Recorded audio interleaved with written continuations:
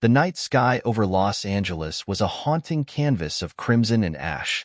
What had begun as a typical winter evening was now a scene of chaos, as one of the most devastating fires in recent history ravaged the city's outskirts. From the hills to the crowded streets below, the inferno spread mercilessly, painting the skyline with hues of fiery orange and dense black smoke. Screams echoed in the distance, mingling with the wails of sirens as fire engines raced through the city. Helicopters hovered above, their beams of light cutting through the smoke, while news anchors relayed updates from the scene, their voices tinged with urgency. Families poured into the streets, clutching one another, their faces etched with fear and confusion. Among the chaos stood an apartment building engulfed in flames, its once pristine walls now a crumbling skeleton. The fire roared with an almost sentient fury, licking at the structure as though determined to consume it entirely. From a distance, the building seemed lost to hope, until a faint cry for help pierced through the cacophony. Somewhere on the second floor, barely visible through the thick haze, a small figure moved behind a shattered window. It was a little girl, her tiny hands banging desperately against the glass as flames crept closer to her fragile form. Her cries were drowned out by the roaring blaze, yet her terrified silhouette was enough to catch the attention of those gathered below. The fire crews, overwhelmed by the scope of the disaster, hesitated to act. "The structure's too unstable," one firefighter yelled. As the crowd watched in helpless horror, a man's determined voice broke through the chaos.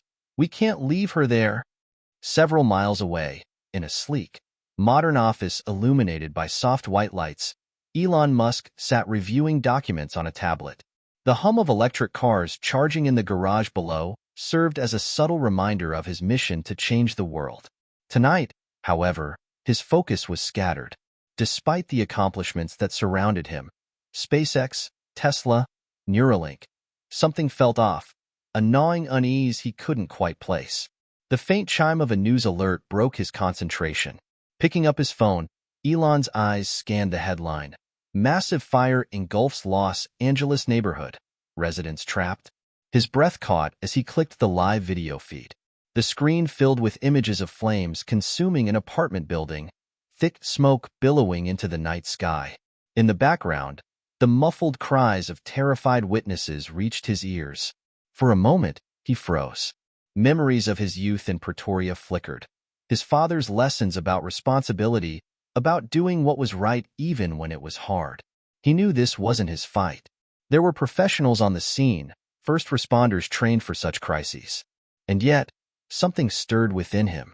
He glanced back at the screen. Through the haze, he saw the silhouette of a small girl pressed against a broken window, her movements frantic, her fear palpable even through the pixels. A lump formed in his throat. It wasn't just the fire that burned. It was the idea of standing by and doing nothing. Without a second thought, Elon stood, grabbing his jacket and keys. His assistants called after him, but their words were lost in the urgency pounding in his chest. Moments later, the hum of a Tesla Model X cut through the night as he sped toward the inferno, determined to make a difference. As Elon drove through the streets of Los Angeles, the chaotic scene became increasingly real. The city, often associated with glitz and glamour, now looked like a war zone. Smoke hung heavy in the air, stinging his eyes even with the windows rolled up. The closer he got to the apartment building, the louder the noise grew. Shouts, sirens, and the crackling roar of the fire formed a deafening symphony. His mind raced as he approached the barricades set up by firefighters and police. Thoughts of self-preservation clashed with a growing sense of duty. He wasn't a firefighter, nor a hero from the movies. He was an entrepreneur, a thinker, a creator. What could he possibly do in the face of such overwhelming danger? But then his thoughts returned to the girl, that tiny, fragile figure trapped in a towering inferno. He imagined the terror she must be feeling, her cries muffled by the relentless blaze. He thought of his own children, their laughter, their small hands clutching his when they were afraid. What if it were them in that building? What if no one was willing to take the risk? The questions were relentless, pressing down on him like the thick smoke filling the air. Logic told him to stay back. It was too dangerous, too reckless. But something deeper, something he couldn't quite explain, urged him forward. A voice in his mind, calm yet commanding, seemed to say, "You're here for a reason. Act now, or live with regret forever." He pulled the car to a stop just outside the barricades, stepping out into the chaos. Firefighters and police officers shouted for him to stay back, but he barely heard them. His eyes locked on the building, scanning the windows until he saw her again, her small hand waving desperately from the second floor. His chest tightened, fear clawing at him. Yet, as he stood there, the fear was joined by something else, resolve. He didn't know exactly how he would do it, but one thing was certain, he couldn't turn away. Not now. With determination blazing as fiercely as the fire itself, Elon Musk took his first step toward the flames. As Elon stepped out of his car, the heat hit him like a physical force. The air was thick with smoke, each breath sharp and burning. Around him, people were crying, shouting, their faces streaked with soot and tears. Firefighters in heavy gear moved with urgency, their commands quick and clipped as they struggled to contain the blaze. The apartment building loomed ahead, its structure groaning under the relentless assault of flames. Pieces of debris rained down, crashing onto the pavement below. The ground was littered with shattered glass and twisted metal, and the acrid scent of burning plastic filled the air. Elon pushed his way through the crowd, his presence drawing confused and startled looks. To many, he was just another bystander, a face familiar from news headlines, but seemingly out of place in this inferno. But he moved with purpose, his gaze locked on the building, where he had last seen the girl. "What are you doing here?" a firefighter barked, stepping in his path. The man's face was drenched in sweat, his expression both incredulous and frustrated. "There's a child up there," Elon replied, his voice steady despite the chaos around him. "Second floor, left side. She's trapped." "We know," the firefighter shot back. "The building's too unstable. We're trying, but it's taking too long," Elon interrupted. His eyes briefly met the firefighters, conveying an unspoken challenge. "You don't have time. I'll go." The man stared at him, stunned. "You're not trained for this. You'll get yourself killed." Elon glanced back at the building, where the fire seemed to grow larger by the second. His hands clenched into fists. "If we don't try, she's going to die. I can't just stand here and watch." Before the firefighter could protest further, Elon turned and began moving toward the building. The crowd gasped as he crossed the barricade, some shouting for him to stop. But Elon didn't hear them. Or if he did, he didn't care. Every instinct screamed at him to turn back, to let someone else take the risk. But as the heat grew more intense, as the flames roared louder, one thought drowned out all others. "That little girl needs me." As Elon approached the burning building, the heat became nearly unbearable. The flames hissed and crackled, licking at the sides of the structure like some ravenous beast. Smoke billowed out in thick, suffocating plumes, making it almost impossible to see clearly. But he knew what he had to do. He shielded his face with his arm as he moved closer, scanning the windows for any sign of movement. The crowd behind him was yelling, voices blending into a cacophony of warnings and pleas. "Come back," someone shouted. "You'll never make it." But Elon didn't look back. His eyes were locked on the second floor, where he'd last seen her. The glass in the windows had either shattered from the heat or been blown out, leaving jagged edges that glinted ominously in the firelight.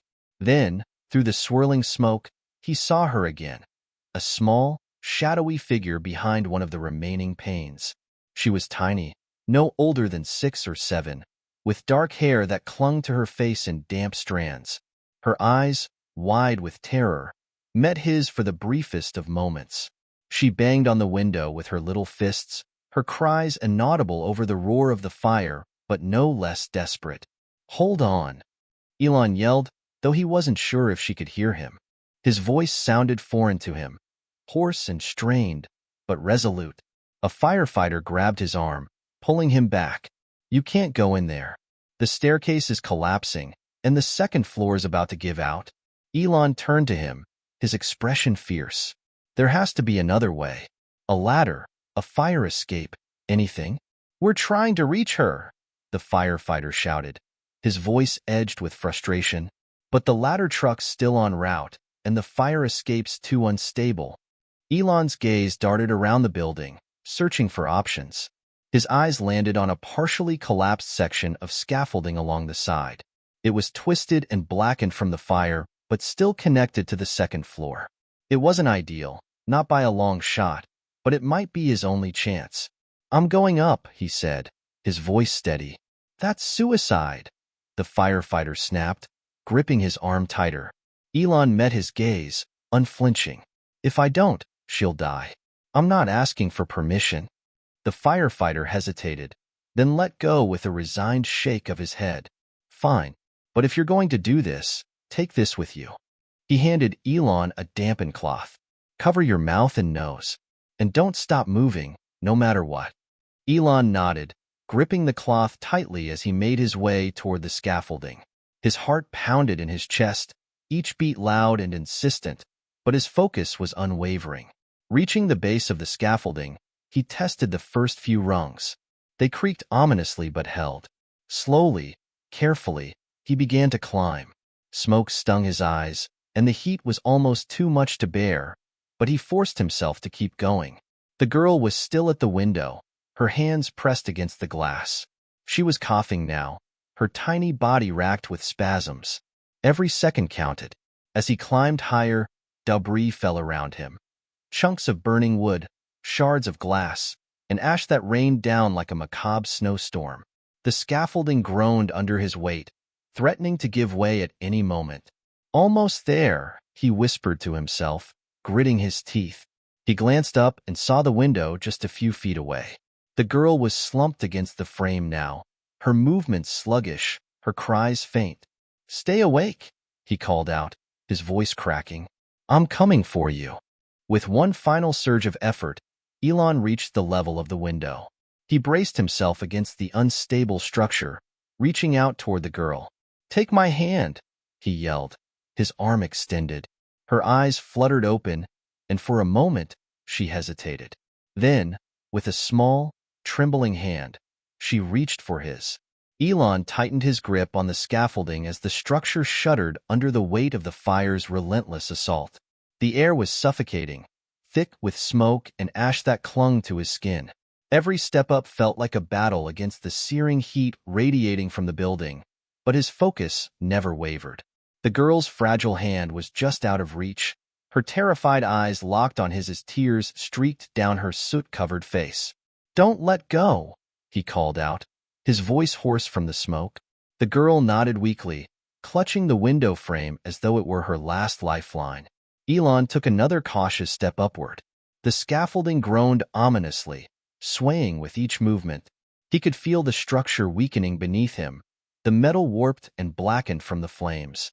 Below, the crowd gasped, their shouts of warning blending with the chaos around them. "You're almost there," someone yelled from the barricades, their voice filled with a mix of desperation and disbelief. Elon reached for the next rung, his palms slipping slightly against the hot, gritty surface. His body protested, muscles straining as he hoisted himself higher. Each movement felt like an eternity, but he refused to stop. His mind was a whirlwind of thoughts, calculations, strategies, prayers, but above all, one singular goal: save her. As he neared the second-floor window, a sudden explosion from inside the building sent a shockwave through the air. The force rattled the scaffolding, and Elon clung tightly to the metal frame, his heart pounding as debris rained down around him. A sharp fragment of wood grazed his arm, leaving a shallow cut, but he barely noticed. "Are you okay?" he shouted to the girl. She nodded, though her small frame trembled visibly. Her coughing grew louder, each sound a painful reminder of how little time they had. Finally, Elon reached the level of the window. He pressed himself against the unsteady scaffolding, one hand gripping the frame for support while the other extended toward her. "Give me your hand," he urged, his voice firm but kind. The girl hesitated for a moment, her small fingers trembling as she reached out to him. Their hands met, and Elon tightened his grip, his heart racing as he felt her fragile strength. "I've got you," he assured her. With a surge of effort, He began to lift her from the window. The heat was unbearable, the flames inching closer as they roared hungrily. The scaffolding trembled beneath them, each groan of the structure a chilling reminder of how precarious their position was. Elon shifted his weight carefully, using his body to shield her from the worst of the heat. She clung to him tightly, her small arms wrapping around his neck as he secured her. "Hold on," he said softly, though the command was as much for himself as for her. The descent would be even more treacherous. The scaffolding was barely holding together, and the fire below had spread, cutting off the path he had originally taken. He scanned the area, his mind racing for an alternative route. "Hang on tight," he told her, his voice calm despite the chaos. He adjusted his grip, feeling the girl's weight against him as he prepared for the next phase of their escape. There was no turning back now. With the girl secured in his arms, Elon tightened his grip on the unstable scaffolding. The structure beneath him groaned, its metal frame warped and brittle from the relentless heat. Every step down felt like a gamble, each movement threatening to send both of them plummeting into the inferno below. "Just hold on," he whispered to the girl, his voice steady despite the chaos around them. Her small arms clung tightly to his neck, her face buried in his shoulder. She was coughing weakly now, each sound a painful reminder of the ticking clock. The flames had spread to the lower levels of the building, and the air was thick with smoke and ash. Elon's eyes stung, his lungs burned, but he forced himself to keep moving. Below, the crowd watched in stunned silence, their collective breath held as they tracked his progress. "Move to the right," a firefighter shouted from the ground, pointing toward a section of scaffolding that looked marginally more stable. Elon adjusted his path, carefully shifting his weight as he navigated the precarious descent. A sudden creak echoed through the air, followed by the sharp snap of metal. The scaffolding beneath him gave way, and for a terrifying moment, they were falling. Elon instinctively twisted his body, shielding the girl as they crashed onto a lower platform. Pain shot through his side, but he gritted his teeth and pushed himself up. "Are you okay?" he asked, looking down at the girl. Her tear-streaked face turned up to him, and she nodded weakly. "We're almost there," he said, more to himself than to her. The final stretch was the most treacherous. Flames licked at the edges of the scaffolding, the heat so intense it felt like it was searing his skin. Debris continued to rain down, each impact a stark reminder of the danger they were in. Elon spotted a firefighter below, standing on a ladder that extended just far enough to reach them. "Pass her to me," the man shouted, his arms outstretched. Elon hesitated for only a second before stepping closer to the ladder. He carefully transferred the girl into the firefighter's waiting arms, his heart pounding as he watched her descend to safety. The crowd erupted into cheers as the firefighter reached the ground, the girl now safely cradled in his arms. Her family rushed forward, their sobs of relief audible even over the roar of the flames. But Elon wasn't safe yet. The platform beneath him was unstable, and the fire was closing in fast. He turned to climb down the ladder himself, but another snap of metal sent the scaffolding collapsing beneath him. For a split second, he was weightless, his heart leaping into his throat. Then, strong hands caught him. Two firefighters had positioned themselves just in time to break his fall. "You're insane," one of them said, his tone half admiring, half reproachful. Elon coughed, his lungs struggling to process the smoke-free air. "Maybe," he replied hoarsely, a faint smile tugging at the corners of his lips. The crowd surged forward, their cheers turning into a wave of gratitude and admiration. Elon barely registered the commotion as he looked toward the girl, now safe in her family's embrace. Relief washed over him, and for the first time that night, he allowed himself to breathe. He had done it. Against all odds, he had saved her.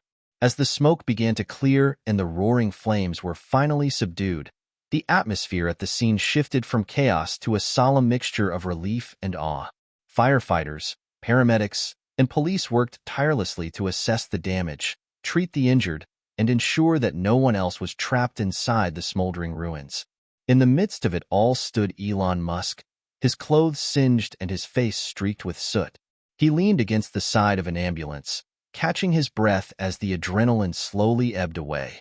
The ache in his muscles was a dull reminder of how close the rescue had been to disaster, but his focus was elsewhere, on the little girl he had pulled from the flames. She was safe now, cradled in the arms of her tearful mother. Her father knelt beside them, holding both of them tightly as though afraid to let go. The girl's tiny voice, hoarse from smoke inhalation, murmured soft reassurances to her parents, who wept openly. The crowd, which had been buzzing with hushed conversation and gasps of relief, suddenly erupted into applause.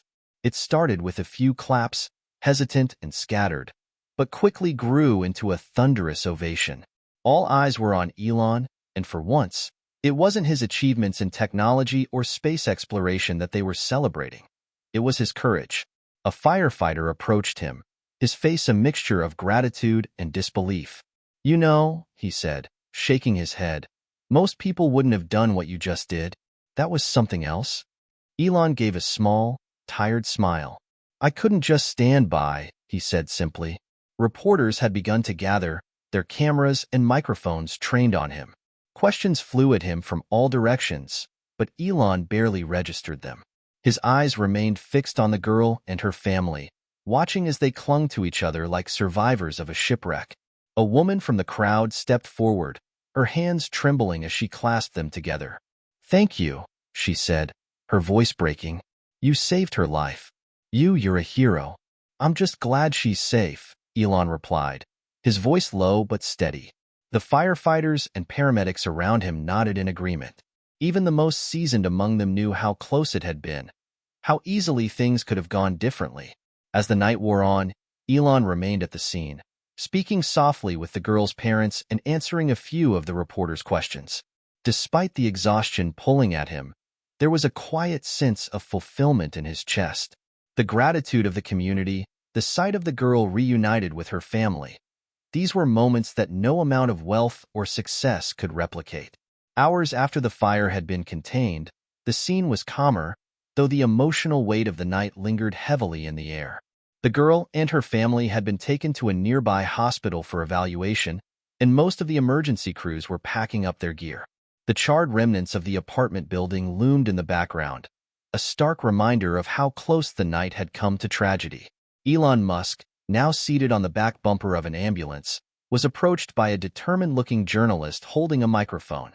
Her face was a mixture of curiosity and admiration, her cameraman standing a few paces behind her. "Mr. Musk," she began, her voice steady despite the clear excitement in her tone, "I'm Sophie Allen from Channel 8 News. First of all, thank you for what you did tonight. Everyone here is calling you a hero." Elon shifted slightly, his exhaustion evident, but he met her gaze with a calm demeanor. "I'm not a hero," he said, his voice hoarse from the smoke. "I just did what anyone should do in that situation." "But not everyone would risk their life like you did," Sophie pressed. "You're one of the wealthiest, most influential people in the world. Most would have expected you to call for help, maybe donate to the recovery efforts. But instead, you ran straight into a burning building. Why?" Elon paused, his gaze dropping for a moment as he considered the question. He seemed almost reluctant to answer, as though the words carried a weight he wasn't sure he could fully convey. Finally, he spoke, his voice quiet but steady. "I believe in God," he said. "And tonight, I felt something, a nudge, a voice, maybe. It told me I couldn't just stand by. It told me I had to act." Sophie tilted her head slightly, her curiosity piqued. "You're saying you felt guided to do this?" Elon nodded. "Call it intuition, call it faith. I don't know. But in that moment, I felt certain. It wasn't about being rich or powerful or anything like that. It was about being human, about knowing I could make a difference, even if it was just for one person." The crowd that had gathered nearby fell silent, hanging on to every word. Sophie glanced at them briefly before turning back to Elon. "Do you think this experience has changed you in any way?" Elon let out a soft chuckle, though it carried a hint of sadness. "I've spent most of my life looking up at space, at the stars, at the future. Tonight reminded me to look around, to see what's right in front of us. Sometimes the greatest challenges aren't millions of miles away. They're right here, right now."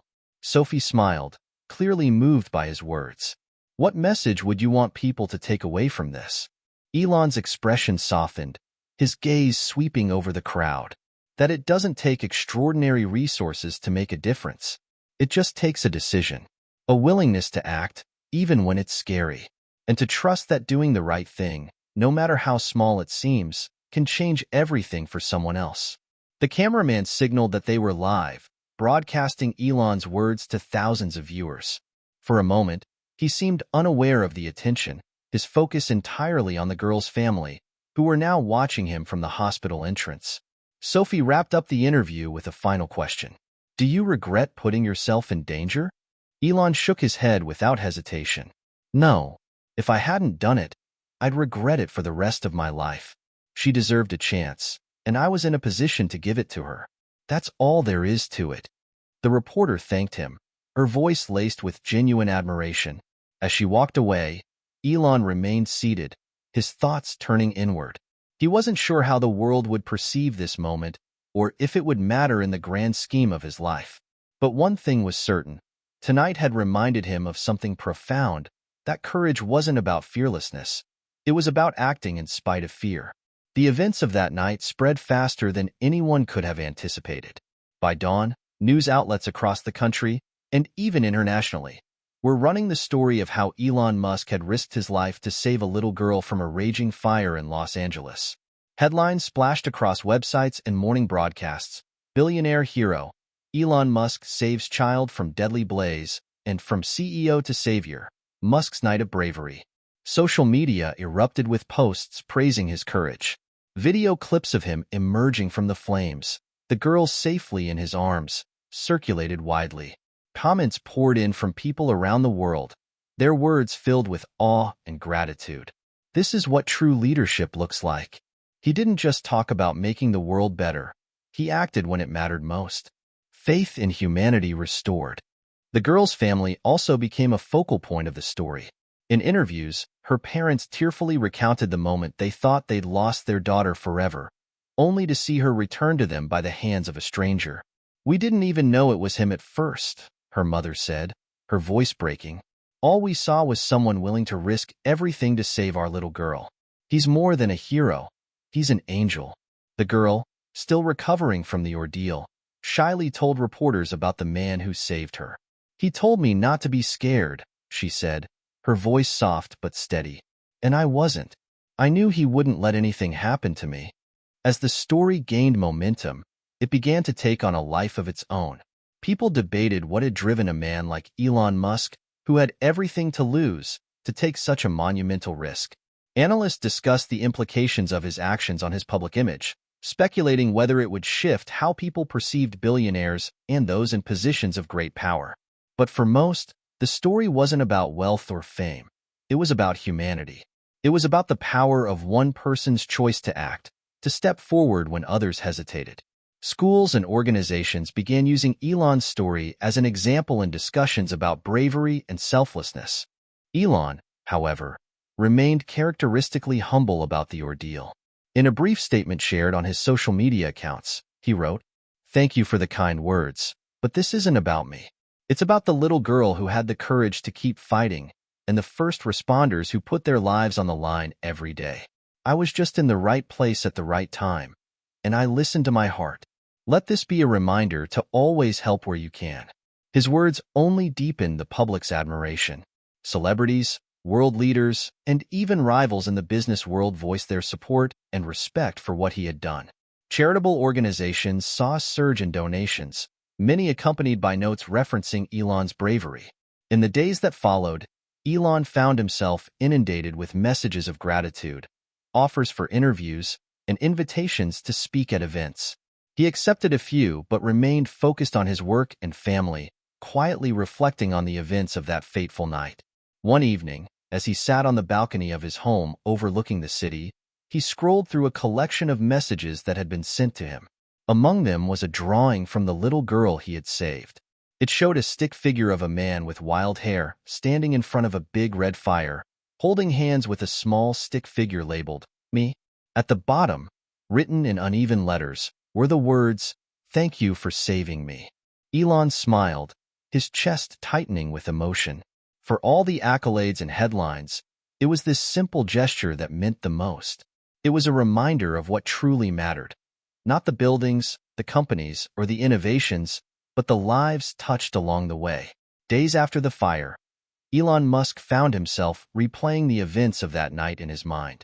Sitting in the quiet of his office, the hum of the city outside a faint background noise, he leaned back in his chair and stared at the ceiling. The memory of the flames, the searing heat, and the little girl's terrified eyes were vivid, as if it had all happened moments ago. He had faced countless challenges in his life, from launching rockets to developing world-changing technologies, but this felt different. It wasn't calculated or planned. It was instinctive, raw, and deeply personal. Elon thought about the moments leading up to his decision to act. He had felt fear, of course, but it was outweighed by something much stronger. An unshakable conviction that he couldn't stand by while someone's life hung in the balance. It wasn't heroism, he told himself. It was humanity. He remembered the firefighter who had tried to stop him, the man's words echoing in his mind, "You'll get yourself killed." It had been a real possibility, one he hadn't fully processed in the heat of the moment. But now, sitting in the stillness of his office, he allowed himself to consider the what-ifs. What if the scaffolding had collapsed sooner? What if the fire had spread faster? What if he hadn't made it? A shiver ran through him at the thought, but it was quickly replaced by a sense of peace. He had made the choice, and he would make it again. The girl was alive, her family whole, and that was all that mattered. On his desk lay the drawing she had sent him, a simple sketch of two stick figures surrounded by red flames, with the words, "Thank you," written in uneven letters. He picked it up, running his fingers over the crinkled paper.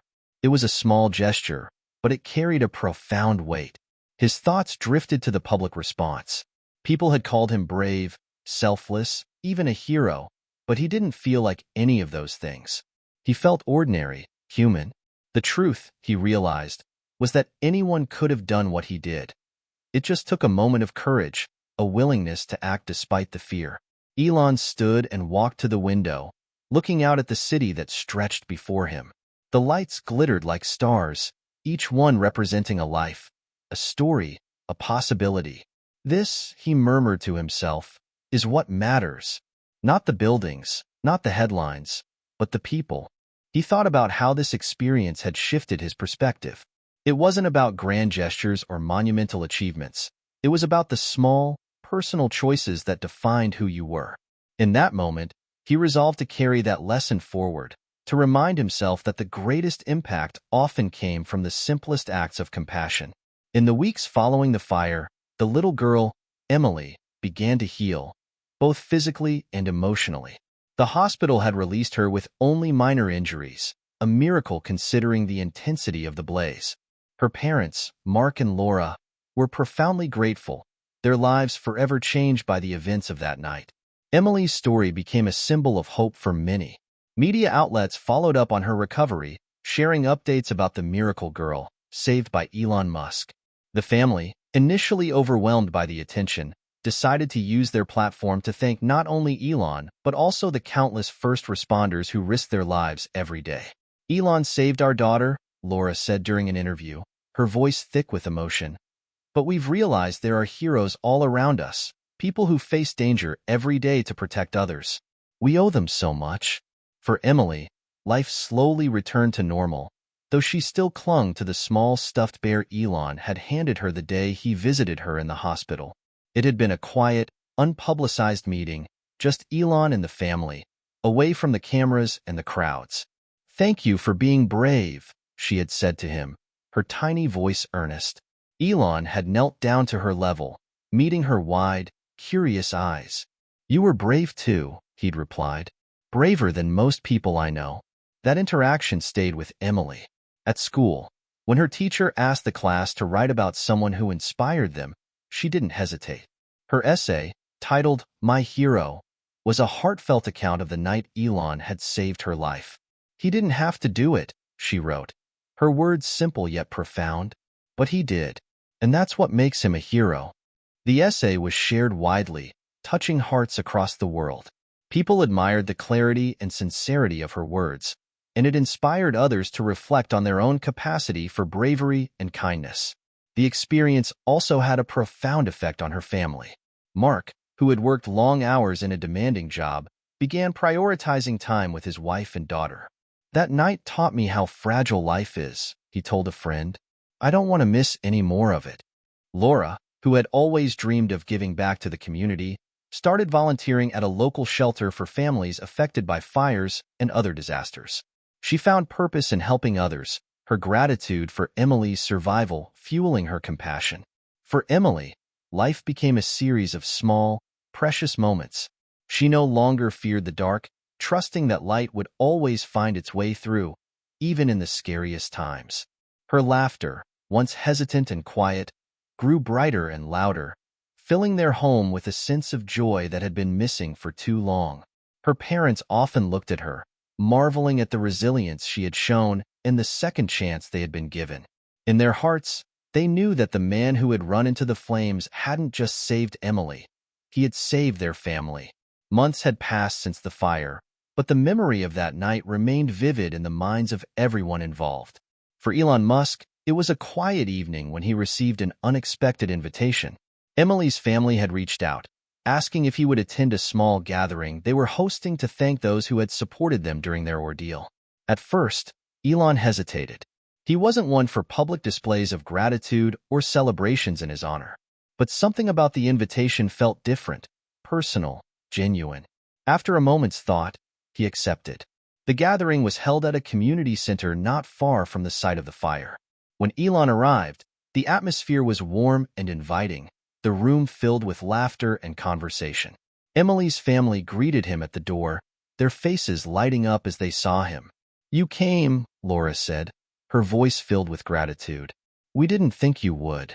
Elon smiled. "How could I not?" Inside, Emily was waiting.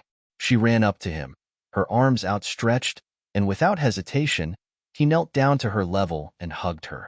"I made you something," she said, pulling back to reveal a small, hand-drawn card. On the front was a picture of Elon and Emily standing together, surrounded by flames. Above them, in bright, bold letters, were the words, "Thank you for being my hero." Elon opened the card, reading the message inside, "Because of you, I'm not afraid anymore. Love, Emily." His throat tightened as he looked back at her. "This is the best gift I've ever received," he said sincerely. The evening continued with heartfelt speeches from friends, family, and first responders. Stories were shared, not just about that night but about the community's resilience and the acts of kindness that had followed. Each word reminded everyone present of the strength that came from coming together in times of crisis. As the night wound down, Elon found himself standing by a window, looking out at the city lights. Emily approached him again, her small hand tugging on his sleeve. "Do you think you'll save someone else someday?" she asked, her eyes wide with curiosity. Elon chuckled softly, his gaze thoughtful. "I don't know," he admitted, "but I think the most important thing is being ready to help whenever you can. You don't have to save someone from a fire to be a hero. Sometimes, it's the little things that matter the most." Emily nodded, as if she understood far more than her years should allow. "I want to be like you when I grow up," she said with quiet determination. Elon knelt again, meeting her gaze. "You already are," he told her. As he left the gathering that night, Elon felt a deep sense of peace. The fire had changed him, not in a way that could be measured by accolades or recognition, but in the way it had reminded him of life's fragility and the power of human connection. Driving home, he glanced at Emily's card resting on the passenger seat. He thought about her bravery, her resilience, and the countless lives that could be changed by the simple act of caring. In the end, it wasn't about being a hero. It was about choosing, in the moments that mattered most, to make a difference. Don't miss out on inspiring stories and exciting content. Hit the subscribe button now to join our amazing community. Turn on the bell to stay updated with every new upload. Your support means the world to us. Let us grow together. Subscribe today and be part of something special.